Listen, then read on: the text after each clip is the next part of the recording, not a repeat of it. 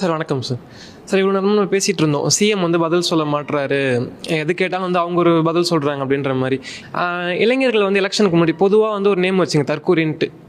அப்போ இருக்க டிவிகேல ஓட் போகிற எல்லாருமே தற்கூரி அப்படின்ற பேர் வச்சாங்க. டிஎம்கேல இருக்கவங்க அகைன்ஸ்ட் டிஎம்கே பார்த்து வந்து கொத்தூஸ் 200 ரூபீஸ்னு வச்சாங்க. சேம் டிவிகேலையும் டாக்டர்ஸ் இருக்காங்க, டிவிகேலையும் யூபிசி ஹஸ்பண்ட் பாஸ் பண்ணி ரிசைன் பண்ணிட்டு வந்துருத்தர் இருக்கு, அதுலேயும் படிச்சவங்க நிறைய பேர் இருக்காங்க. அவங்கள பற்றி கான்செப்ட் மொத்தமாக தற்கொலைன்னு பேர் வச்சோம். அந்த இளைஞர்கள் யார் ஆட்சியில் பிறந்தவங்க?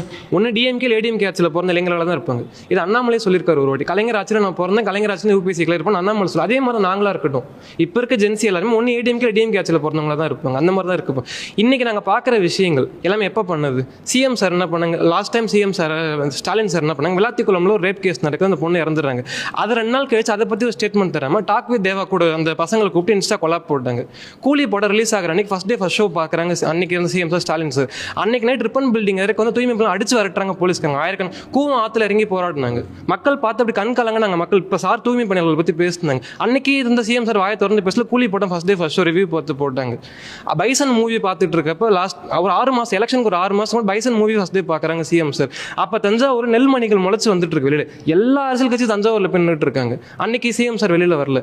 கள்ளக்குறிச்சிக்கு சிஎம் சார் போல, வெங்கை வயலுக்கு சிஎம் சார். அன்னைக்கு இருந்த சிஎம் சார் எல்லாருமே இந்த கொஸ்டின் கேட்டாங்க. இன்ஃபேக்ட் நான் முத கொண்டு கேட்டேன், எல்லாருமே கேட்டாங்க. அப்போ கிட்டத்தட்ட டிவிக்கு ஆக்டிவாக இறங்குறதுக்கு முன்னாடியே போன ஜனவரிலேருந்து கேட்டுட்டு இருக்கு இந்த விஷயங்கள்.